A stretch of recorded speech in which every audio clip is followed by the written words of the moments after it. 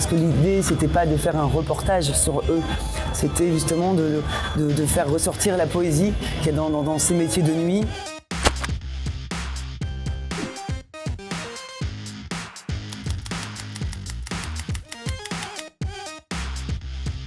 Ma recherche artistique se situe principalement en peinture, installation, vidéo.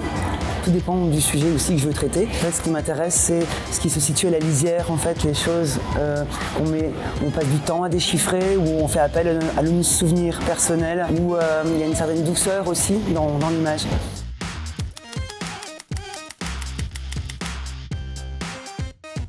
Un jour, en sortant du métro Albert à Bruxelles, qui était en travaux, il y avait une grande bâche installée pour cacher justement les ouvriers qui travaillaient dans la station, et avec une petite fenêtre transparente par laquelle on pouvait voir les ouvriers travailler. Et là, j'ai trouvé intéressant justement le fait qu'on puisse s'immiscer un petit peu dans ce monde. Ceux qui travaillent de nuit perdent la notion du temps avec ces néons qui sont tout le temps allumés, un peu comme s'ils faisaient tout le temps plein jour dans l'ombre, dans les tunnels.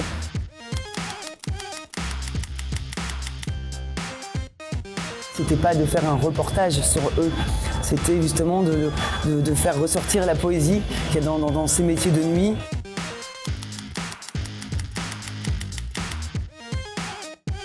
Donc l'histoire du Troisième Rail, en fait on était au N-4 et en fait il y a un rail, celui du milieu, qui nourrit les deux autres en 900 volts et il fallait faire donc assez attention à ne pas, parce qu'en fait sont en continu donc on peut mourir sur le champ.